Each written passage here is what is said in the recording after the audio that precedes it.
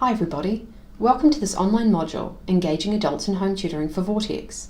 This is one of two next step training sessions that have been developed for current VoRTCS tutors. This video is designed to be used in conjunction with the Engaging Adults in Home Tutoring workbook. As we go through the training today, I'll be telling you to stop and pause when elements in the workbook relate to what I'm discussing on screen. In this way, you can conduct some reflective activities alongside me as I talk to you through the process of engaging adults in home tutoring. As a VoRTCS home tutor, your role is to assist refugee families to take up the educational, vocational and social opportunities that exist in Australian society. Is to provide community support, enhance English language skills, and is to encourage and support refugee families to contribute to Australian society and to reach their full potential. This is the way that VoRTCS and St Vincent de Paul Society Queensland see your role as a tutor. And these are the key long-term outcomes that it's hoped to achieve in delivering the home tutoring program, even though you might see a whole variety of other things that are important to you and the family that you work with. In order to achieve these goals, we need to know what are the needs of each individual in the family and what are the goals of the family as a whole unit. However, this can be challenging because the needs of adults are very different from the needs of children, even though everyone might be working towards the same goal of successful settlement in Australian society. Therefore, the objective of this module is to focus on adults in the family and how to engage them in your sessions. In order to make these next step training sessions applicable to tutors, before we develop this training, we asked you to tell us some of the factors that are challenging in engaging adults in tutoring. Some of the things that you mentioned were learning better ways to engage the entire family, making it clear to the parents that the program is for them too and it benefits everyone, knowing how to keep adults engaged while maintaining a sense of pride and dignity, how to utilise your own skills, which are sometimes found to be underutilised when dealing with mainly secondary school homework, and reflecting on how easy it is to sometimes stay doing the homework with the children and not making conscious time and effort to work with the adults in the family. On the basis of these needs, as defined by current tutors, this training was developed. These issues may resonate with you as a tutor, but even if they don't, having a clear sense of engaging all members of your family and being able to be responsive and sensitive to the needs of adults in your tutoring is important to service practice. In this first activity, I'd like you to pause the video and answer question 1 in your workbook. What are some of the barriers that you have faced in the past or think that you might face in the future engaging adults in tutoring sessions? Once you've finished filling this out, please start the video again. We know that it's not always easy engaging adults in home tutoring. This may be due to a number of reasons, including simply a lack of confidence, other stressful things going on, and the constraints that are placed on adults in the family, specifically in terms of time, energy and space to be dedicated to their own learning. But we also know that it's really important to include adult family members, with one of the key reasons being that home tutoring presents opportunities for social engagement, giving key occasions for language practice and participation. But why is language itself so important for adult refugees? Now I'd like you to pause the video again and answer question 2 in your workbook, the importance of language. Can you give an example of how language can help foster participation, independence, connection, health and empowerment? Fill out your answers, and when you're done, start the video again. Being confident and comfortable in language means that it's more likely the individual will be able to participate within social environments and working environments. This leads to greater independence, greater connection with other people, as well as increased mental and physical health. Language can be seen as a way to empower refugees in order to successfully settle in Australia by giving them the tools to control and manage their own lives with agency and autonomy. But learning a language is difficult, it's time-consuming, it can be frustrating, and many adults seem ambivalent in their desire to learn because of these things. But it's not often the case that adults don't want to learn the language. It's just that there are different challenges for adults than there are for children, and we need to begin to understand these challenges so that we can address them. In terms of learning a second language for all adults, research has found that we have to learn explicitly, not implicitly, which means that we have to be told exactly what we're learning and what it means. We often focus on object learning rather than skill learning, which is to say that we're more likely to focus on learning a word rather than learning on how to put this word effectively into a sentence and make meaning with it. Lastly, as adults, our cognitive pathways are less flexible than children, as we already have a linguistic map. When you learn a language, you associate concepts with words and develop a kind of map in your mind around how these words are linked to things. Children are much more flexible at doing this than adults, as they're still in the process of developing their concept maps. For adults, this is more challenging. and we have both increased cognitive challenges learning languages and also greater difficulties in generalising meanings. In this next section, we're going to be discussing what promotes adult engagement in learning and what adults need in general to learn effectively. In order to begin to understand theories of adult learning, you're going to now reflect on your own experiences. So we're going to pause the video again and answer the next question in your workbook about adult learning. Think about something that you want to learn in your life and write it down. What's holding you back from learning? What would you need to start the process of learning? And what would need to change to get you engaged? Pause the video, and once you've filled out these sections, start the video again. There are some core factors that adults need to learn effectively. Learning theory finds that adults are relevancy oriented, that they're practical, they want to be respected, they're internally motivated, they bring their own life experiences to learning, and they're goal oriented.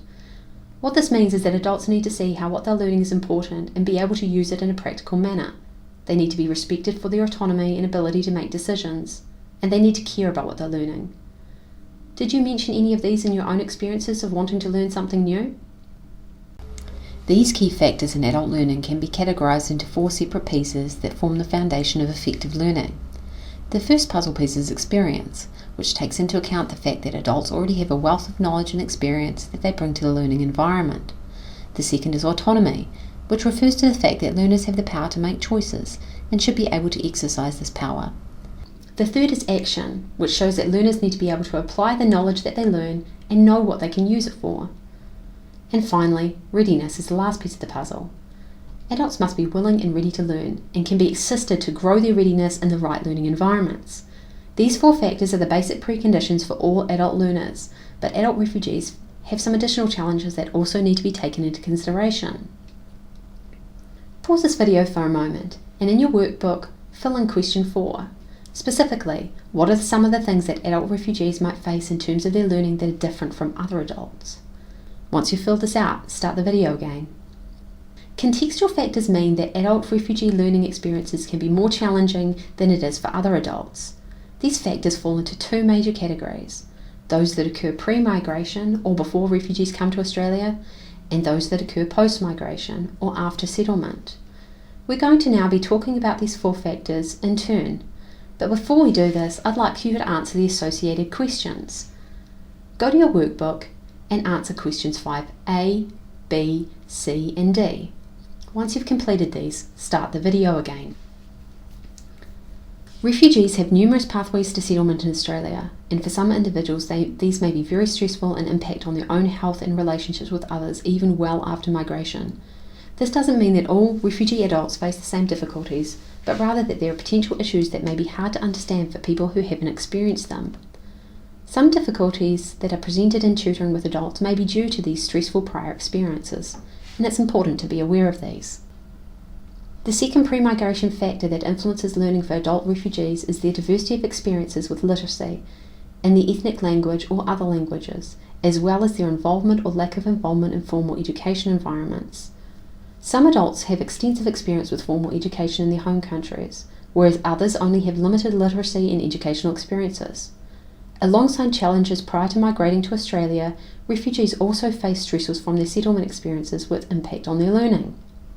Adjusting to life in Australia can place additional constraints on adult learners in terms of their finances, time and even their mental health, all which can reduce the ability to engage in learning.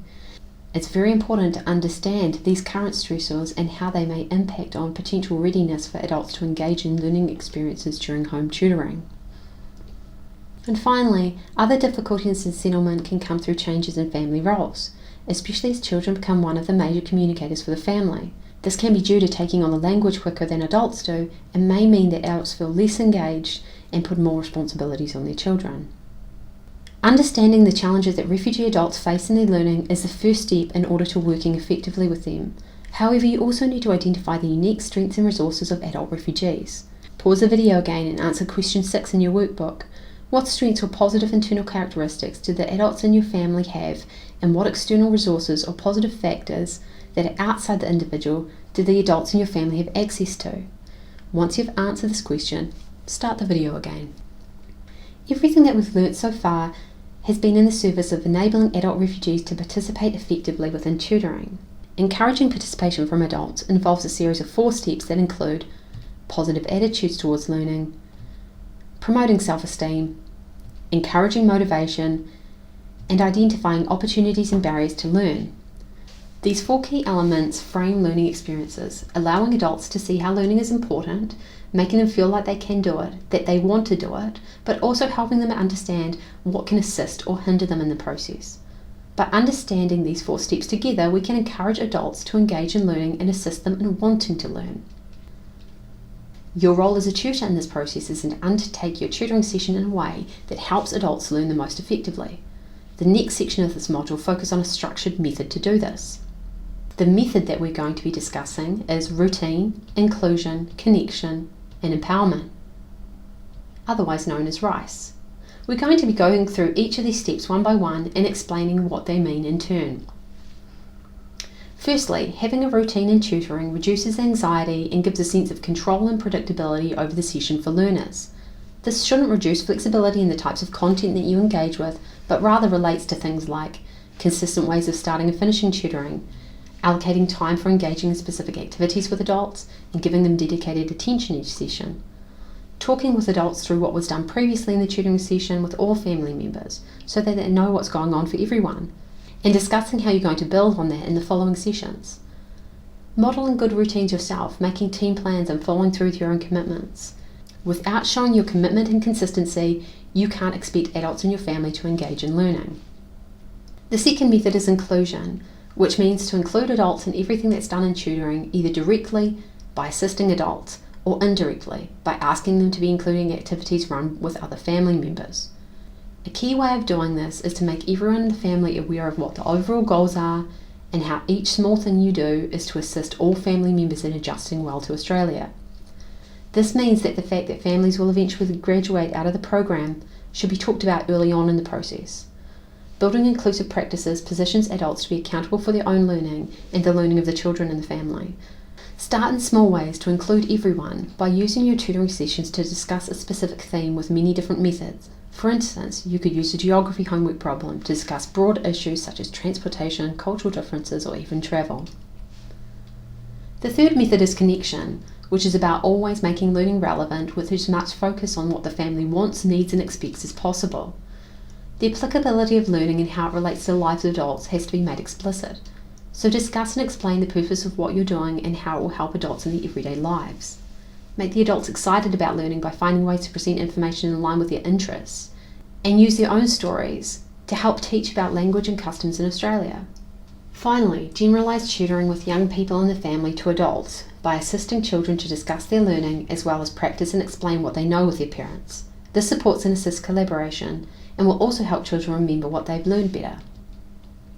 The fourth and final method is empowerment, which is about focusing on promoting adult refugees to be problem solvers and emphasising the ups and downs in the process of learning over the success or failure at achieving outcomes. In order to do this, you need to be a trusted facilitator. You could change roles, be the learner. Use the adults to teach you. This can help set the adults up to be decision makers, build self-esteem and dignity, and clearly model good learner behaviour. This also positions adults to be accountable for their own learning and the learning of children in the family, so that a responsibility and obligation is set that can be followed up on. Just like setting routines and following them yourself, showing desire to learn from the adults in their family and modelling learning expectations will allow greater engagement from everybody in the family. Now please go to question 7 in your workbook and fill out the following questions about adult learning methods. How do you develop a routine in your sessions? How do you include adults? How do you connect learning experiences? And how do you empower the adults in your family? Pause the video, and once you've filled in these sections, start the video again. The final activity in this module is a checklist for you to see if the adults in your family are ready to learn, and if you're prepared to assist them in doing this. If you answer no to any of these questions, you may want to think about how you can modify your practice in this area. Pause the video, fill out the checklist, and once you're done, start the video again. Now we've come to the end of the session, so let's do a review of what we've learned. Firstly, adults learn differently from children. They must be ready to learn, be able to use their prior experiences, and be able to apply their learning. Refugee adults also have different needs and experiences as compared to other adults. These include both experiences prior to settling in Australia, as well as other potential issues that they may now face in the settlement process. Participation within learning experience for adults is effortful.